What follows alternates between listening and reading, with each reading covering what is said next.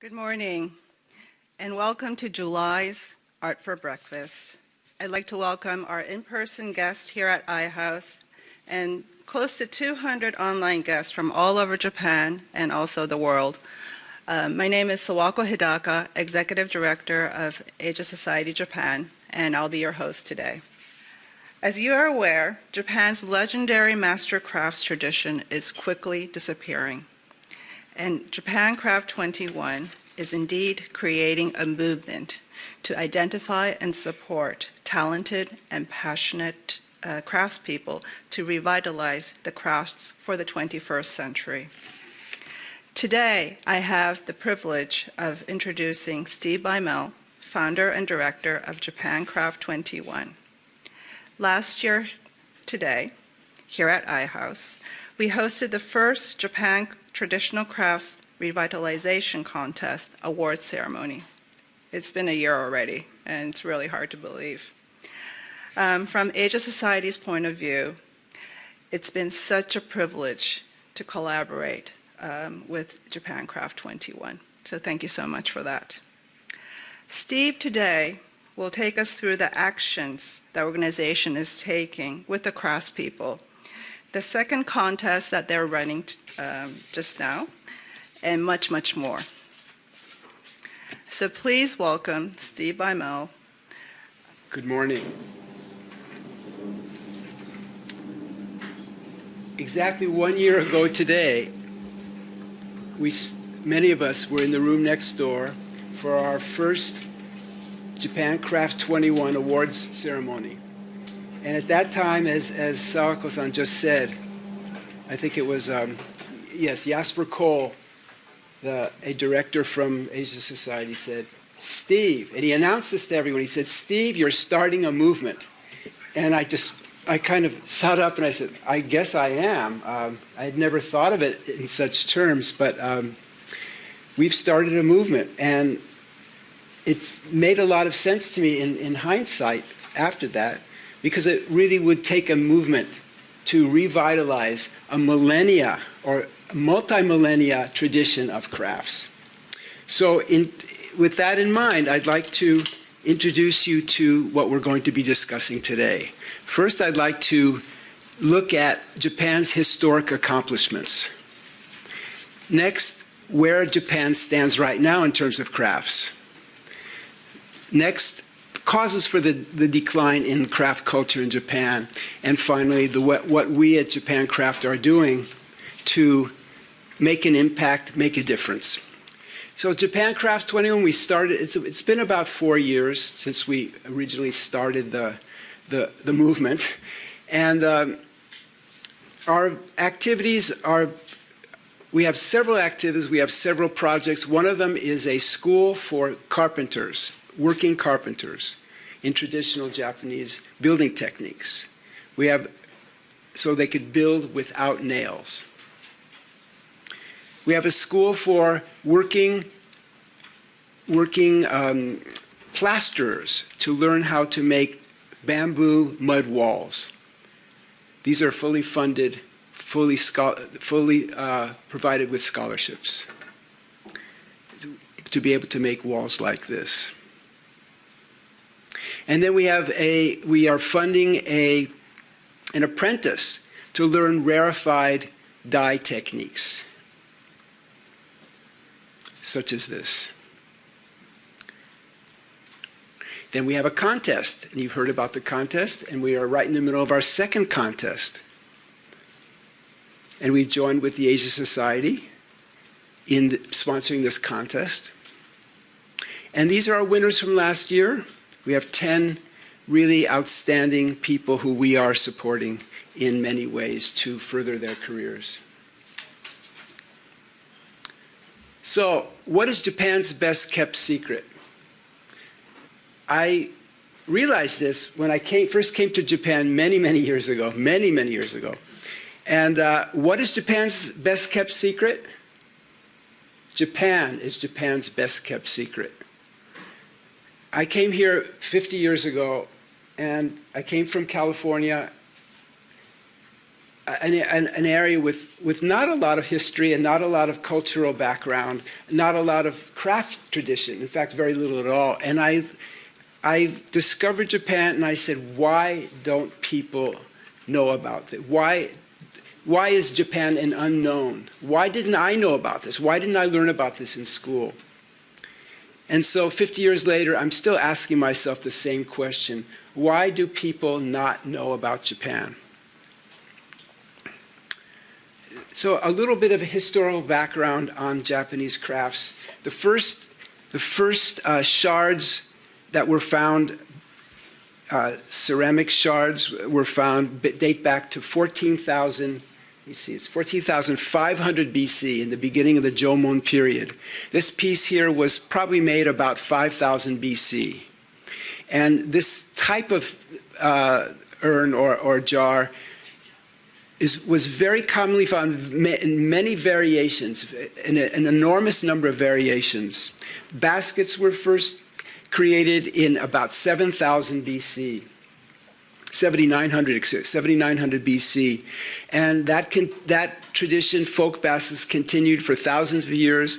And it wasn't until the Meiji period where basketry became an art form. And this is a piece from the Showa period from the 1930s, I believe, and then on to the 21st century with the work of Chiku Unsai. Lacquerware dates back to, keeping my dates here, 7,000 BC. Just think about 9,000 years of lacquerware. And moving forward, 8,400 years later, this was made during the Rinpa period, around the year 1700. Just one of the greatest lacquer works in the history of the world. And today, that tradition is being carried on with works such as this, using mother of pearl. Weaving goes back to 5,000 BC, when there was no cotton, there was no silk, so the Japanese were using tree bark, linden, elm, wisteria, and banana leaf fibers to make their clothes. And those fibers are still being used today in Okinawa with banana fiber. 300 BC was the Bronze Age, the beginning of the Bronze Age, when this bell was produced. Moving forward to the Meiji period, where a huge array of master bronze works were created. And now we look at the work of Kan Yasuda, one of the great sculptors of the world who works in bronze, and this is one of his large installation pieces. In terms of ceramics, up until the year 400, so that would be 14,000 something until 400, the ceramics of Japan were basically earthenware. And then in the year 400, Japan introduced the tunnel kiln from Korea, and they began to create stoneware, which is much harder, firmer, it lasts longer, it's much more durable. And this type of jar was produced about 800 years later in one of the great kilns of Shigaraki, Bizen, Tokoname. There are 6 great kilns. And then we look forward, the same methodology. All this is clay and wood. There's nothing added. There's no glaze added here at all. And so we look at this methodology. The same methodology is being used today in works like this, decorative functional wear. Silk came to Japan in the 400s from Korea. And silk, the introduction of silk was really pivotal in the culture of Japan. We look later, a few hundred years later, when silk works were coming to Japan via the Silk Road. Works such as this, if you notice the pattern in the center, this was reproduced by the Tatsumura family in the early 1900s. They actually recreated a 1,000-year-old Nara period loom in order to be able to weave this piece. And they've since then introduced many Silk Road images, patterns motifs back into the culture.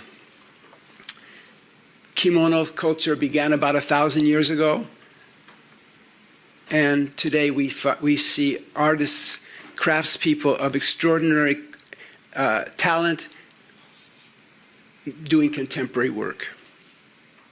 Indigo dye came in the 500s, and it's interesting, indigo dyeing has hardly changed at all in 1,500 years. It's still done in the same way. And we see indigo all over Japan.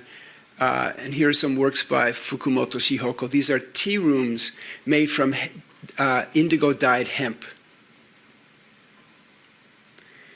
This is what a sword looked like in the 600s. And by the 1100s, 11, 12, and 1300s, the golden age of Japanese swords, Japan was making the finest steel that had ever been seen and before or since in the world. And today we have cutlery knives, which are quite popular around the world. Buddhist statuary came in the 600s, and by the 1300s, it reached Asia's golden age of Buddhist wooden statuary. And they're still being made today with a modern sensibility. The building of Japan, the architecture, the structures came from Korea and China and Korea. This is Horyuji, built in the 600s.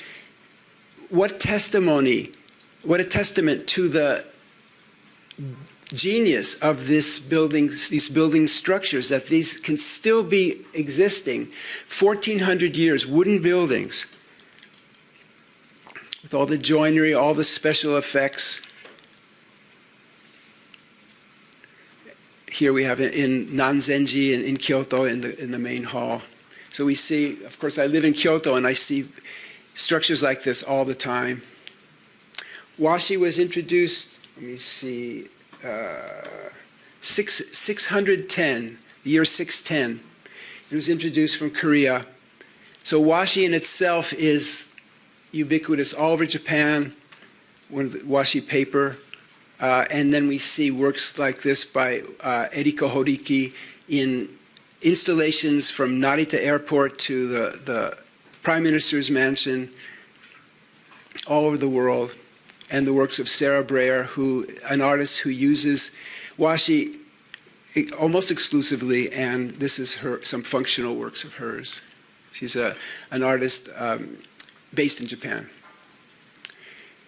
Ceramics, glazed ceramics had its first peak, its first golden age, let's say in the late 1500s during the Momoyama period, and we see the work of Raku Chojiro. This is a raku bowl, the first raku potter, and 15 generations in the same family. We see the work of Raku Kichizaemon, the 15th, making raku bowls.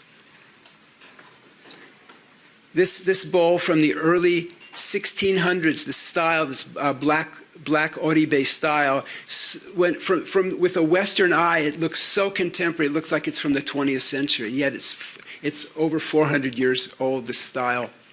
And then we move to areas like Hagi, this Korean-influenced ceramic from Hagi, the warmth of Hagi. Moving to the 20th century, into the Mingei period, the work of Shoji Hamada with all the flamboyance and spontaneity and creativity that he brought to ceramics.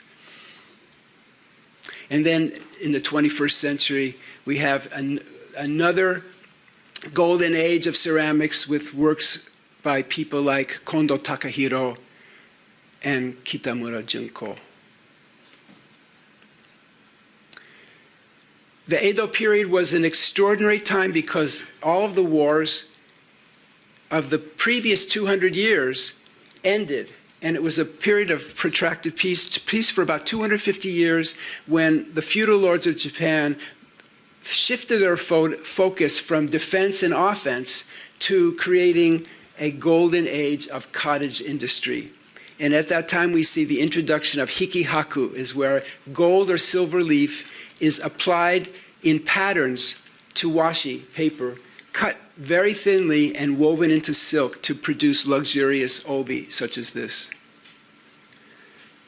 Porcelain came much later than stoneware to Japan, and so we look in the 1700s. We see the advent of throughout Japan in places like Arita and this particular piece in the Kanazawa Kutani area of overglazed enamels. And we move fast forward to the 20th century, 21st century, and overglazed enamel technology, methodology with this living national treasure work has reached a pinnacle. In the 1700, more or less, was a time when functional ceramics for food presentation reached the peak with the works of Kenzan. Glass from about the 1700s. And today, Japanese glass artists have really, especially in the last 20 years, have really come forward in a very big and a very dynamic way, expressing a real Japanese sensibility and delicacy. So, what happened? Well, during the Meiji period, I think I'm going to go back one. Yes. During the Meiji period, crafts, the craft tradition of Japan, for the first time was made known to the rest of the world. Europeans and North Americans were just shocked and thrilled by what was being sent overseas in those days. And the Japanism craze began. And for a number of years, Japan was using crafts as a way of opening up this, after 250 years of self-imposed isolation in the early Meiji period in the 1870s, 1880s. They were using crafts as a way to enter the world stage. And from about that time, they shifted their focus to industry, and so away from crafts. So many craftspeople began to work in industry because they had more opportunities for advancement. And crafts began to dwindle at that time. If you think that in 1868, Japan had almost zero trade with the rest of the world, and by 1920 they were the number 4 economic power in the world. In just a few years, they went from 0 to number 4. It was an amazing time of growth. And from 1920 till about 1980,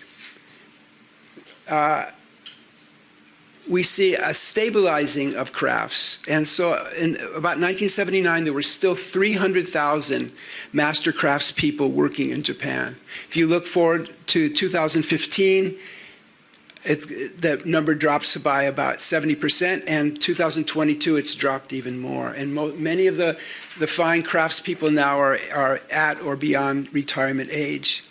Using Takaoka as one area, one of the many areas that produces lacquerware, we see that between 1991 and 2012, sales dropped about 80%. If you look at this on the left, in 1901, there were 68,000 families who were producing washi paper. In 2019, there are 358. And of course, washi paper may not be the most suitable for production, for newspaper production and things like that, but there's still a great use for and demand, use for and place for washi in our society. If you see the sales from just in the last 20 years, they've dropped by 2/3. Crafted wood and bamboo products went in 1998, there are 1,300 organizations, businesses, and that dropped by 2/3 by 2019. This is just in the last 20 years. The number of employees also dropped by that number of people. So we have about 6,000, probably about 5,000 people now working in crafted wood and bamboo products. Kimono wholesalers in Kyoto These are the people that, the Tonya wholesalers are the ones they're really the ones who put the kimono together. They bring all the different skills together. It takes 15 different, for example, it takes 15 different separate workshops to make one obi sash. And these are the people that put all that together. They dropped from 600 in 1980 to 50 now. There are about 100 that are still in business and 50 who are operating.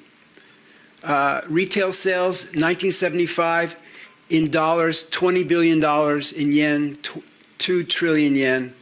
And today it's 1/10 of that in just, let me see, about 45 years.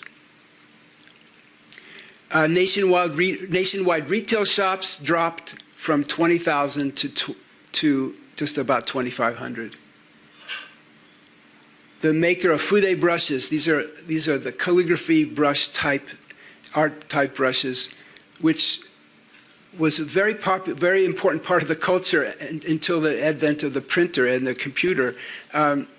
Dropped. The number of companies are about in half now, but they're doing fairly well now because of the high demand for makeup brushes, which are produced for makeup companies, cosmetic companies. Functioning weaving companies in Japan, in Kyoto, dropped from 1,200 to 50 in 30 years. So I made this very unscientific, very much about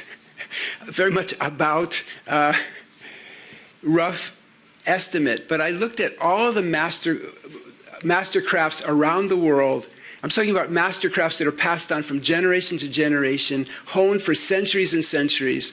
If you look at what's going on in the entire world, what's left, what is still being produced, and what's being, I put those on the right side, and what's being still produced in Japan is on the left side. So Japan really has more than the whole world. Don't quote me on this one, but it's somewhere around this. So what are the causes for this? I think this is, we're not the cause. I'm going to go back to this slide. What are the causes of this? There are many things that converge at the same time. Many factors converge just in the last 20 years. And I'm going to run through those quickly. First of all, and not any one of these things is the cause, but it's a combination. Buddhist temples, the primary function of Buddhist temples has been traditionally to deal with funerals and funeral-related activities. That has been largely taken over by corporate funeral companies.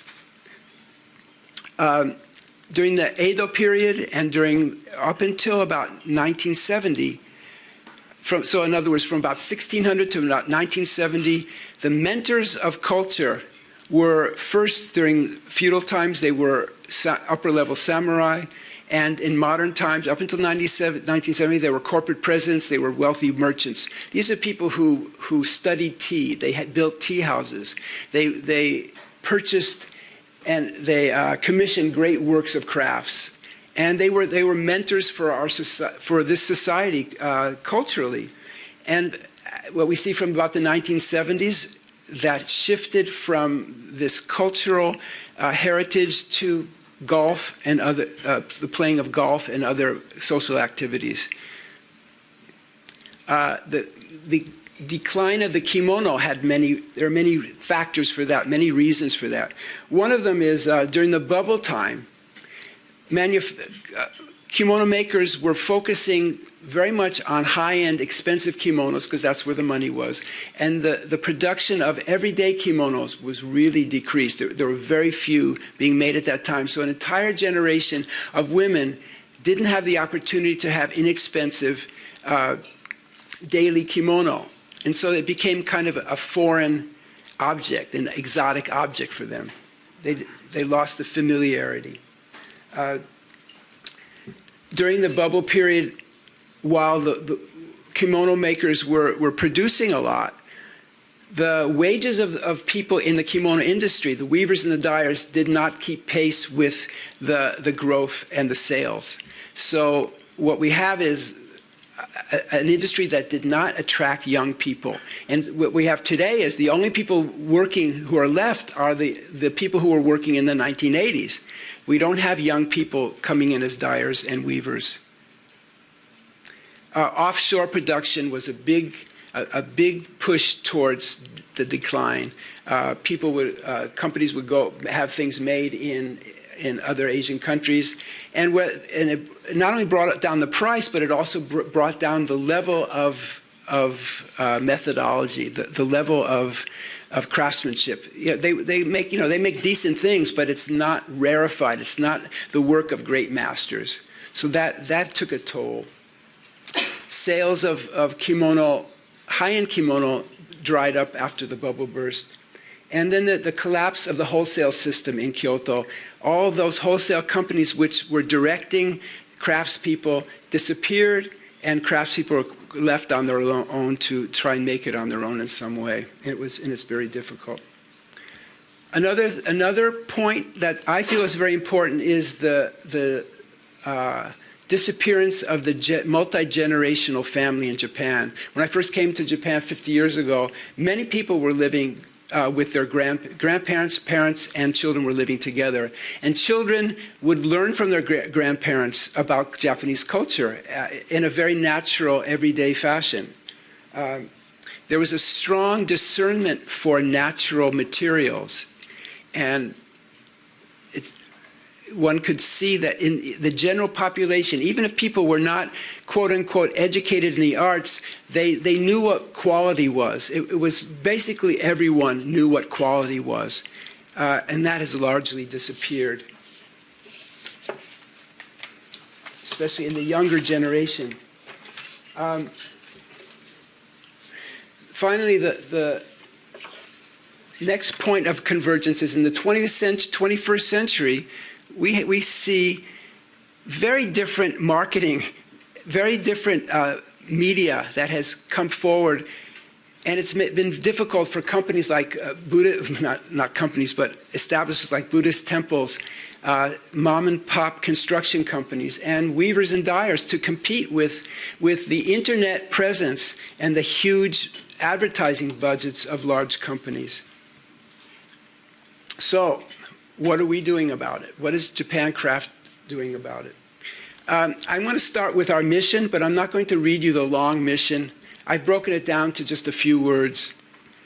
We recognize issues. We look for it, we find issues, and then we look for solutions. That's basically all we want to do. When something is broken, we figure out how can we fix it. And so the first issue that we found was no one could really define crafts. We had the word koge, the word in Japanese, the word craft in English. It's such a broad term, and it includes the macaroni necklace that your grandkids make in summer camp, and a 6-foot-tall celadon sculpture. It's all considered craft. And we needed to make a difference. We needed to make that really clear. So we created 4 categories. And all of these categories are important, and they're all important in our culture. Master artist crafts are those crafts which are made with methodology passed down over generation, hundreds and hundreds of years, sometimes more than 1,000 years, refined and honed and refined and improved and improved. And these are crafts which are works of art. They're done by artists who make maybe one piece or a very limited edition and sold to a few people. Master artisan crafts would be the crafts which are made in some numbers, some production numbers. They're affordable, they're made for the general public, they're for our daily life. And these are the crafts also with the same kind of, based on the same kind of methodology that has been improved over centuries and centuries. And the master artist crafts people inspire the artisan crafts people. And they have the time to create new ways of doing things, new finishes, new approaches. And they inspire master artisan crafts people. crafts, we define crafts as crafts that could be made anywhere in the world. You don't need centuries behind you. You can go to a trade school and learn something in a year and make something really decent and maybe inexpensive. And these general crafts are wonderful. We have them in our homes, wooden tables and shelves and all kinds of interesting and very practical things. They're not master crafts, but they're a fine part of life. Finally, hobbyist crafts, that's people making things in their basement and selling them at neighborhood fairs. It's also a great part of our culture. And we want to pay tribute to each of these levels, but we want to keep them separate so we know what to support. And JapanCraft21 has chosen master artisan crafts to support because we feel this is the one that is in danger. This is the one that has the least support. And so, again, when we're looking for issues, we're looking for problems, and they're trying to find solutions. So the issue was, a few years ago, we were trying to inspire building of traditional buildings in Kyoto, again, wooden buildings using joinery, using all the great techniques of master carpenters. And the issue was there were no young people who could do that. Young carpenters are not trained to do this anymore. I mean, there may be someone somewhere who can do that, but generally speaking, you cannot find young carpenters to do this. So we started a school to train working carpenters. It's a weekend school. It's a year-and-a-half course, and they are on their way to becoming masters. The same thing with the next issue that we found was there were no young people that could create mud bamboo walls. And so these are working plasterers. They work in buildings, in construction all over the country, and they come to our class, free scholarships for 18 months, and they are learning how to do these wonderful Japanese traditional walls. Young gardeners are not taught the great oral tradition of Japanese gardening. Japanese gardening is one of the great heritages of the world, and the young gardeners aren't being taught these techniques, so we started a class for gardeners. And finally, there are 10 elderly dyers in Kyoto who each of them knows or is master of one or more extraordinary dye techniques in addition to all the other work they do. And all those men are in their 80s and 90s, and no one is taking over their professions. So those dyeing techniques are actually dying. And we created an apprentice program where we have an apprentice who is learning how to do these techniques, and we're funding her living expenses, so she has the wherewithal to be able to go to these people who are teaching her directly. Then we have our contest. There was a problem. The problem was, where do we start? What do we do? There's so many problems, and the solution was have a contest. So we have a contest, and each of these people told us their problem and their solution. So instead of us going out and reinventing wheels, we support each of these people as much as we can to further their careers and further their crafts. The next problem we discovered was there are beautiful things that are traditionally made in Japan, and now they're made elsewhere, and they're very inexpensive. For example, this bamboo lamp is made in Southeast Asia, and it costs in Japan about 5,000 yen, or in dollars, that's about $40. There's no way that a Japanese craftsperson could make something like this for, you have to figure half the price, so it would be $20 or 2,500 yen. There's no way that a Japanese craftsman could do that in this economy. So again, here, you look at these spoons. You have, on the right side, you have made in Japan spoons for 1,500 yen, for 2,600, 2,700 yen, and the same kind of spoons made in China for one-tenth the price. So the problem was a lot of things being made overseas, and the solution is we just have to accept that we can't support this. JapanCraft21 cannot support this. We have too many important things that can only be done in Japan to support. So we're just letting this one go. Problem was Japan's biggest, greatest secret, best kept secret. No one really knows about Japan in the world. I mean, I've been in the tour business for 30 years, and dealing with foreign tourists for thousands of people, and the level of knowledge about Japanese crafts is really very, very small. I mean, there's some people who are knowledgeable, there's some people who are collectors, of course, but in general, the knowledge about crafts is very low in the world. So what we've decided, our solution to this issue is an educational program. And in our educational program, we have regular online seminars, and people from all over the world are coming to learn about Japanese crafts. And one part of our educational program is using online sources such as Facebook and Instagram. So every day or two, we post an outstanding work of either Japanese artist craft or Japanese artisan crafts. The next problem we looked at was young people seem to be oblivious to what's going on. I mean, of course, there are some young people who are very, very astute and have keen awareness of what's going on all around them. But you know, I'm a product of the 1960s. And one of my favorite composers, singer-songwriters, is Joni Mitchell.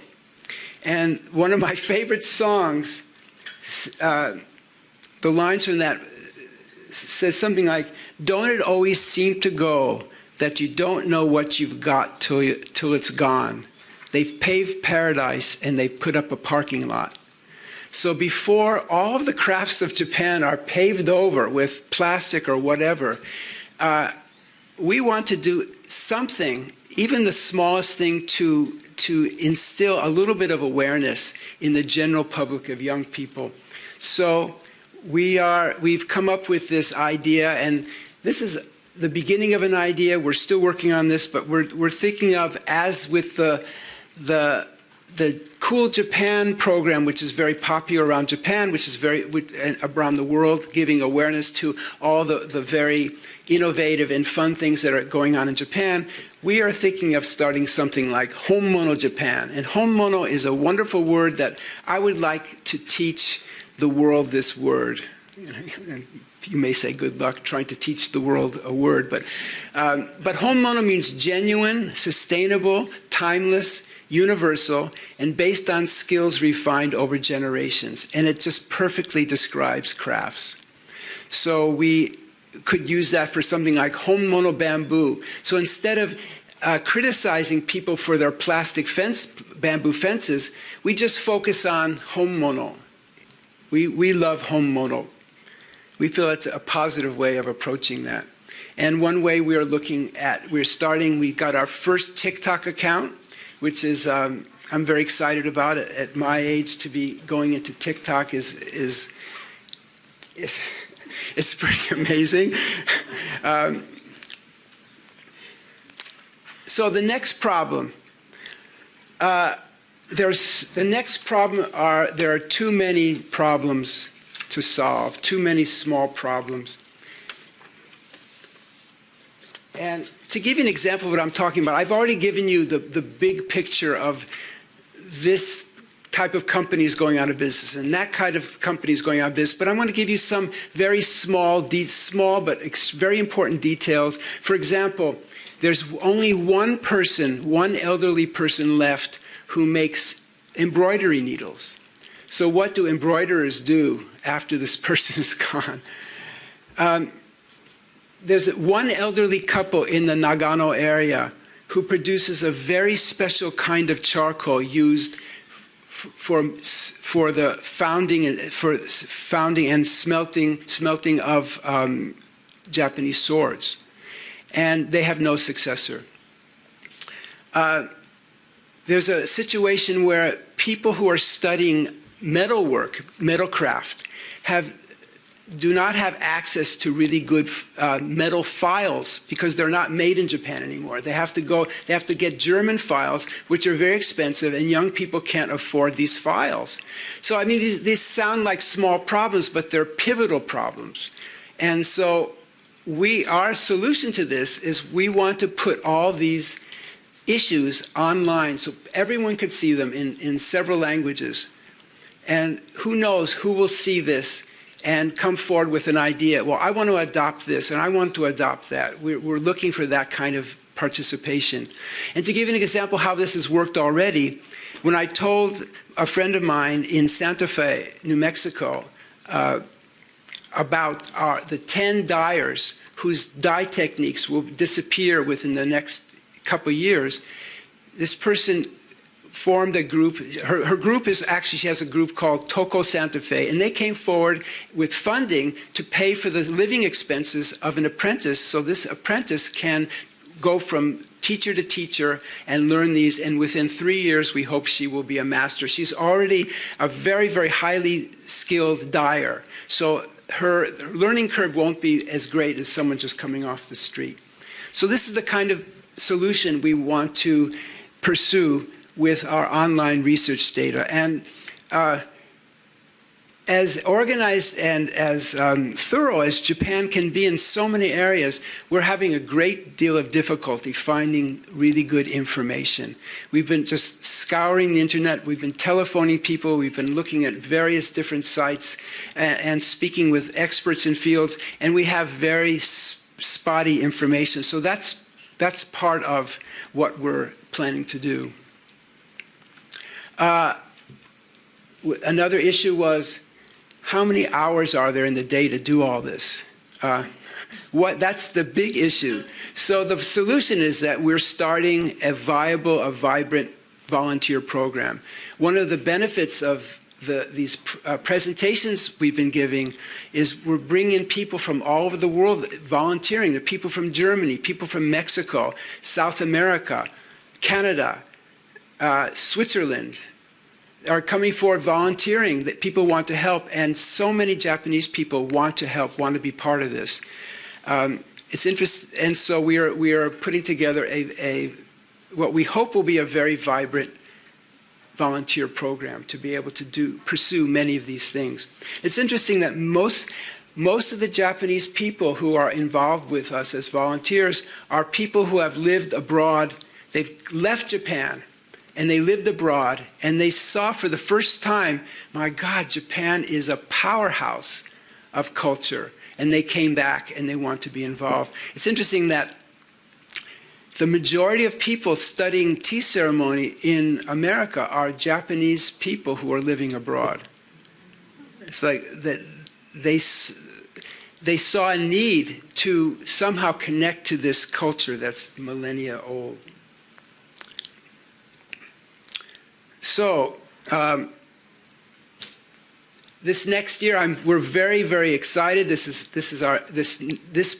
next year is bringing many great things forward. Just the end of this year, we will have 6 young carpenters graduating from our course, and then we will have a total of 12 graduates, who are young carpenters who can do wood joinery. We'll have 5 young master plasterers. Our 5 young gardeners will graduate in March. By the end of this year, those 10 elderly gentlemen, those masters, will be well on their way to having their life work preserved for the next generation. We will have already completed 1-week exhibition in the Ginza at Ippodo Gallery, right on Chuodori, right in the main part of Ginza, for our 10 winners from last year, our craft leaders. We call them craft leaders. We will have an online showcase of the works of our 10 2021 winners, our craft leaders. And we've just heard from a top commercial photographer who's going to do the work, and he's agreed to do that for us. We will have 10 new contest winners in October. And the budding craft community of Keihokucho in rural Kyoto will see the birth, or it's actually already been born, we'll see the grand opening of this gentleman's surfboard company. He's producing surfboards out of local wood using Japanese techniques of carpentry and coating it with lacquer, producing surfboards that are light in weight. They last much longer than conventional surfboards, and they actually surf better. So he was our 2021 Ronnie Prize winner, and so he is our poster boy for 2022. So this is a time in the world where turning on the news every day is almost like it's surreal. Every day some things are happening in the world that are just uncanny, unbelievable, and it's so easy just to become negative or just to become discouraged. But we in JapanCraft21 are focusing our attention on building something strong, beautiful, kind, sustainable for the benefit of all people. And we hope that people watching today and people here in the room will join us in some way, participate with us. And thank you very much for attending today.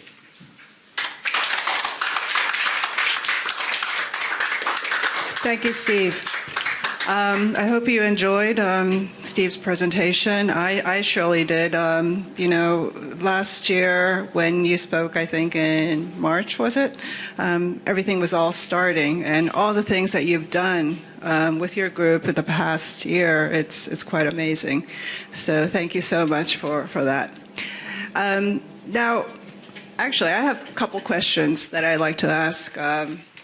You gave us today the historical perspective of Japan's crafts people and the developments throughout the years.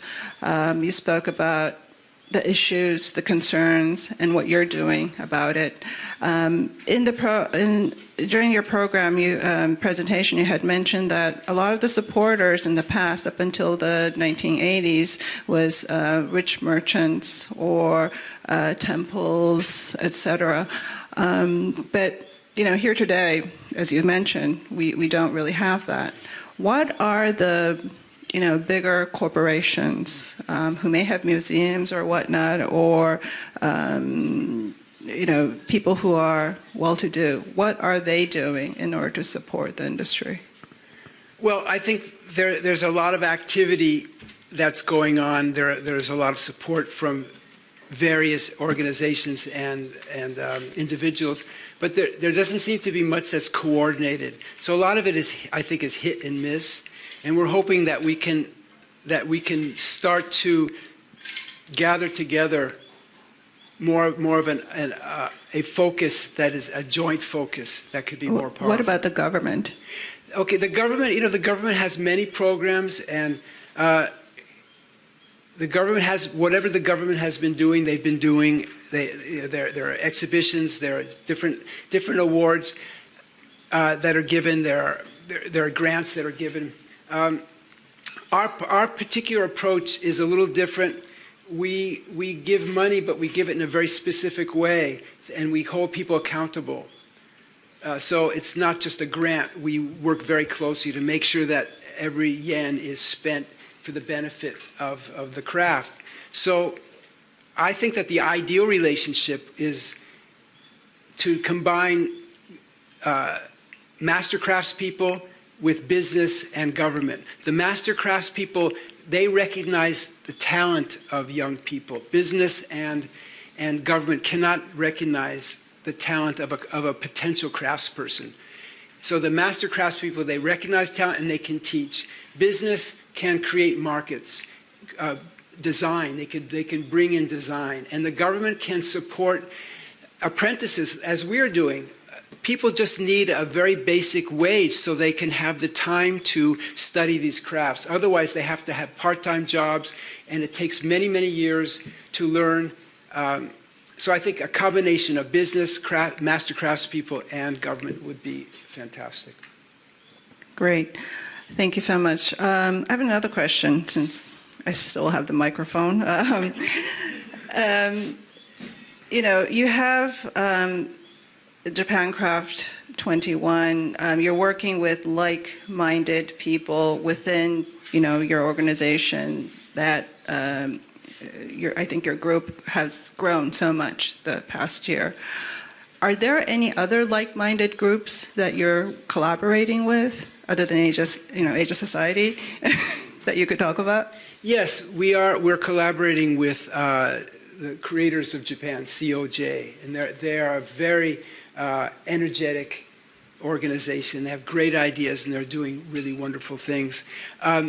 There's a company that we haven't collaborated with directly, but the Kiwakoto company in Kyoto is basically a specialty car manufacturing organization, and they include master crafts in some of their specialty cars. And several of our 2021 craft leaders have been participating in their program, so we like them very much. And also, a very good friend is... Talk about what they're doing to the cars. Oh yeah, sure. I think be a little bit more specific. Okay, one of our craft leaders is a sashimono, fine wood craftsperson, and he created a part of a tea room setup in the back of an SUV, all in wood with wood joinery. And also a setup for doing a tea ceremony right outside the car. So it was a really beautiful thing. Another one of our craft leaders created with gold leaf on washi, and actually, yes, gold leaf on washi and gold leaf on leather, slit very thinly in the old process of making an obi. He applied it to leather, and he made armrests for BMW and the headrests and the headliner of the car were all in this beautiful obi-like fabric. It sounds amazing. So I'd like to open up the floor. Hi, Steve. It's Johnny from the Art Foundation thing. Just curious, we have a lot of mutual history together, with mutual friends, crossover over the years, and basically in the same spirit of supporting culture in Japan. We're doing more contemporary avant-garde underground culture. You're doing more traditional, but there's that crossover between us where absolutely we try to, where you're supporting, which is very important to keep alive these traditional arts, and where our focus has been more on keeping alive the spirit of the Mingei movement, or so-called, how it's evolved, the philosophy of or the myth of the Mingei movement, to revive Japanese arts and crafts, not so much as arts and crafts, but as contemporary art and design, which you see a lot of contemporary artists and designers doing today, like the Itobori artist Suda, who shows at Gallery Koyanagi. Yeah. And then you have designers like Ogata, Shinichiro Ogata of Simplicity, who does the restaurants also. And you have Sugimoto, Hiroshi Sugimoto, with his interiors and architecture. You have Sudo Reiko with Nuno, reviving, reinventing the traditional into the contemporary. Now you have Minegawa Akira of Mina Perhonen, doing that and blending Scandinavian and Japanese design. Do you have any focus on this? You have Kengo Kuma doing the architecture, reinventing traditional shapes and materials. Do you have any focus on supporting this kind of thing, or encouraging young people to reinvent the traditional into the contemporary?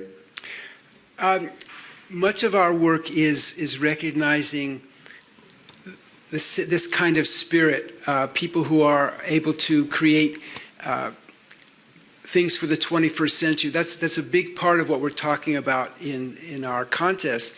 And in our mission statement is revitalizing crafts for the 21st century. So they're relevant for life today. I'll give you an example. One of our craft leaders is a 30-year-old kumihimo Japanese silk cord weaver, and he created the window treatments in a very large format for two Hermes shops in a very contemporary way, using ancient kumihimo methodology to create a beautiful, very, very contemporary setting for this type of modern designer store. He's also involved now in a very high-end condo project where he's making partitions using kumihimo. So yes, we're very interested in doing something like that. And we're finding many of our people are looking towards doing things in a very contemporary way that's really relevant to the 21st century. But all the names that you were mentioning it's like a golden list. One of the kinds of presentations I want to do for our international audience is to introduce about let's say 25 of the top designers in Japan. I think it would be so fascinating, and many of the people you mentioned would be in that presentation for sure. Thank you. My name is Benjamin Boaz. I am with the Japanese Government School Japan Public-Private Partnership. Thank you, Steve, for a wonderful presentation. I was wondering if you could speak a little bit more about, you mentioned the need to create markets, particularly overseas markets perhaps, for Japanese crafts. To borrow one of the metaphors that you brought up in your lecture, it may very well be unfortunate that they're paving paradise to create parking lots, but in central Tokyo you can make a lot of money by operating a parking lot. So perhaps there might be something that the government can do, that private citizens can do, both people who are listening virtually and in this room can do, to spread awareness of the value of Honmono Japanese crafts. Excellent question. We are, some of what I'm going to be describing is in its infancy form. Remember, we're just a few years old, but we are looking very carefully at at how can we influence markets, how can we assist. And there are a number of people who've come to our attention actually fairly recently, who already have businesses, online businesses, who sell crafts.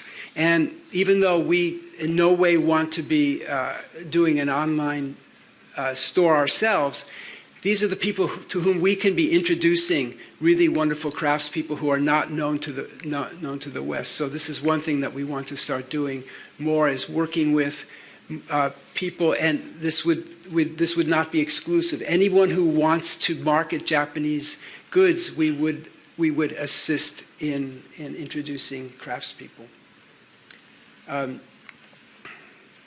Also, hopefully with our volunteer program, at some point we would like to have maybe an Adopt a Craft program where each month one craft could be focused upon, and maybe in some place in the world that could be available to be purchased online, so that rather than having 50 different crafts selling 2 or 3 things each, one person 1 month maybe sell several hundred things and get kind of a boost, and also a lot of notoriety and publicity in one time. So we're looking at things like that.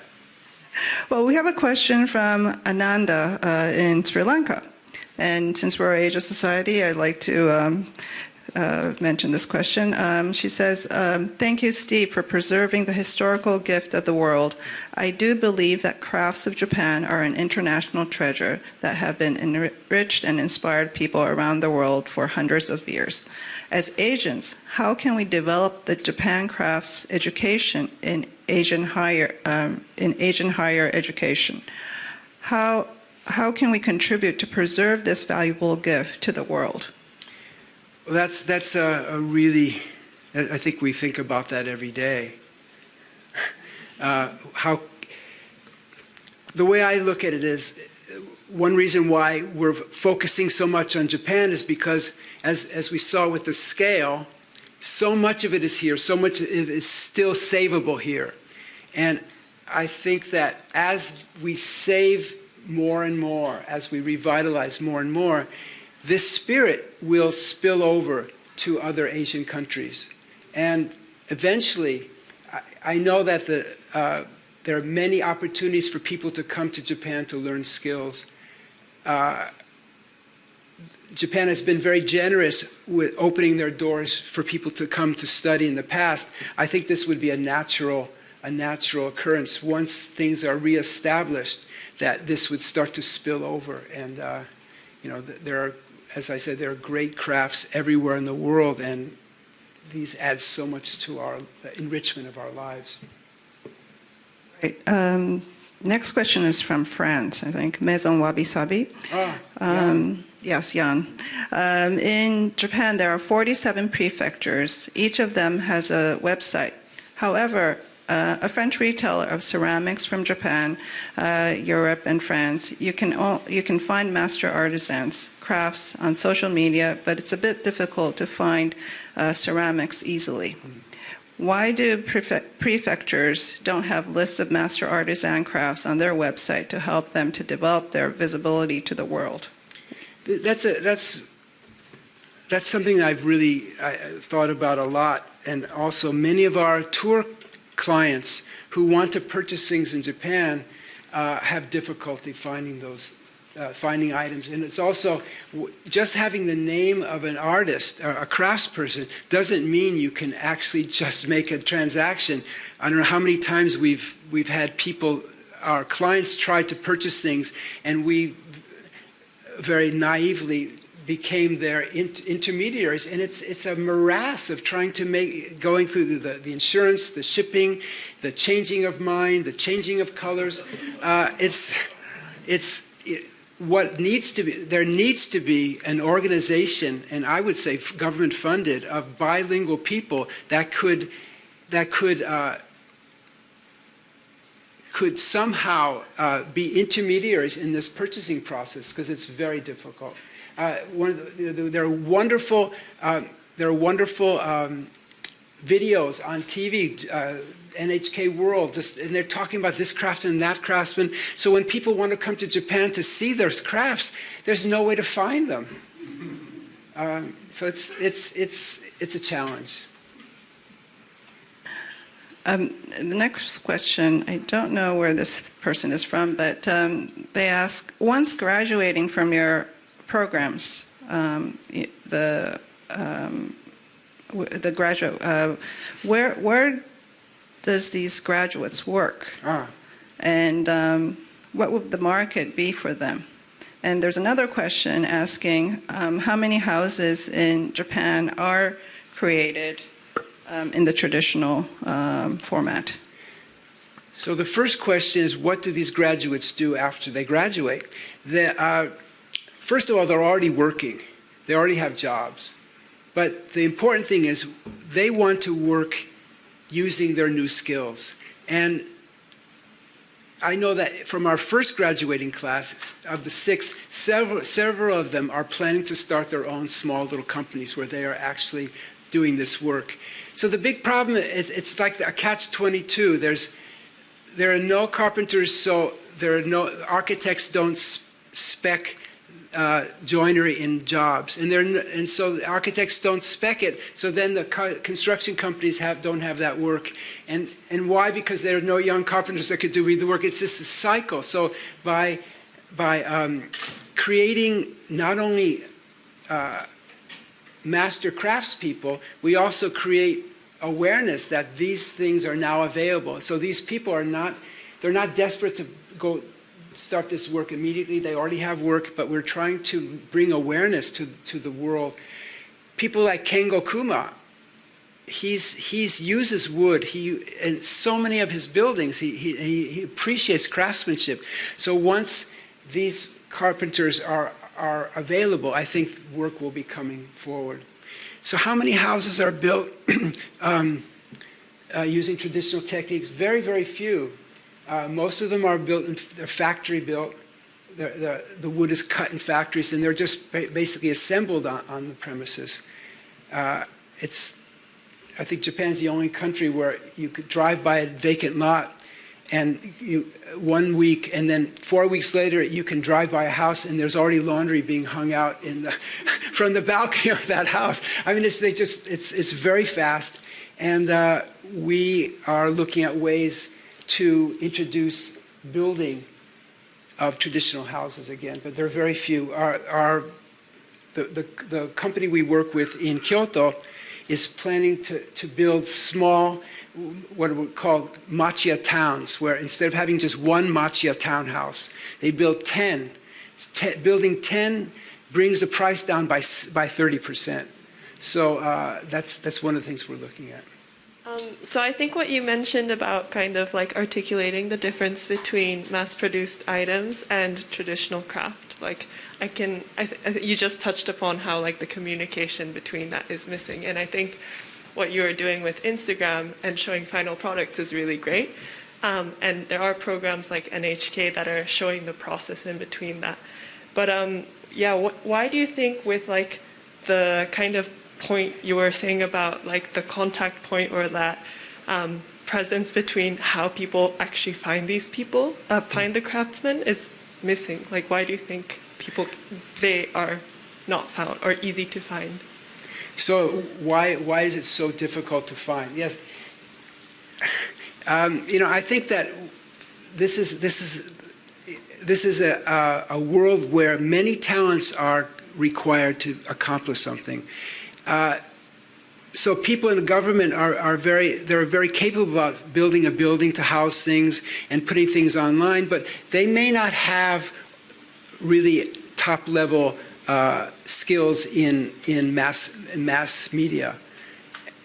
There are many parts of the puzzle which I think may be missing, and just adding savvy people to their staff who are able to create media awareness. That's an important thing. I don't see that happening.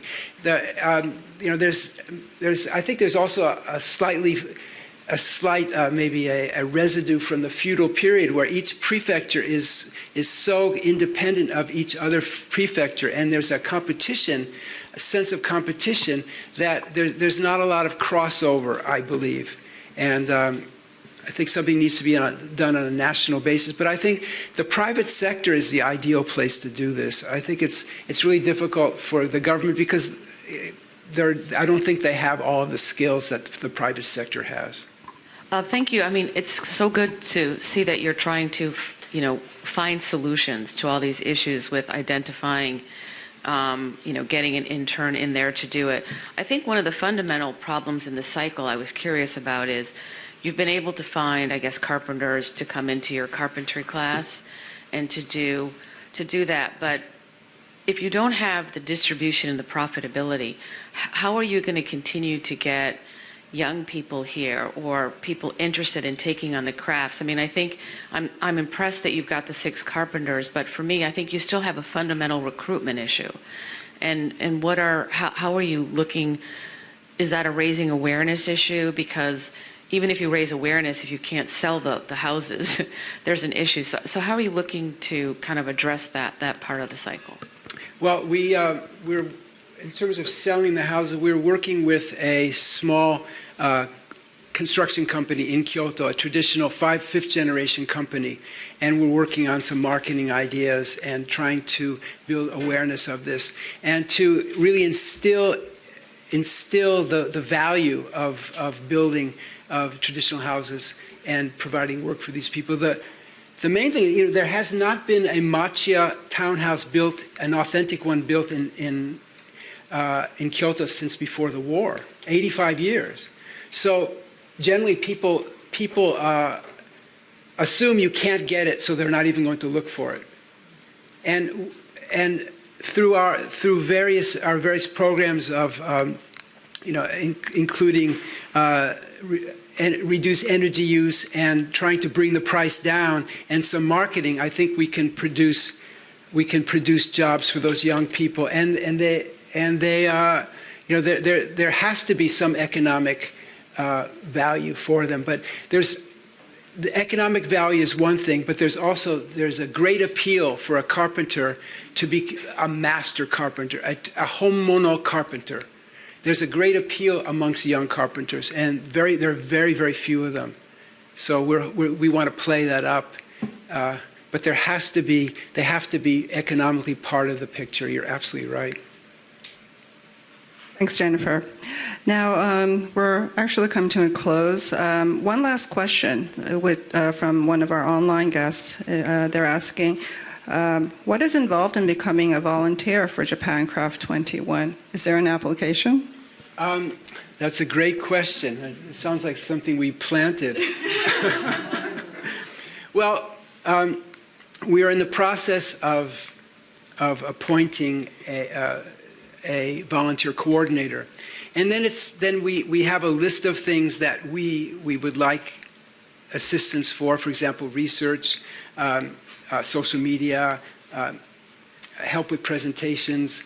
So we have a list of things that we would like to have done, and it would be contacting us and looking at our list and seeing if there's something that appeals to them that they would like to participate in. And volunteers may and have already brought forth their own ideas. So the good news is the bad news is we're really a small organization, but the good news is a small organization is very open to ideas, and there's a way to participate on the ground floor level. Thank you, Steve.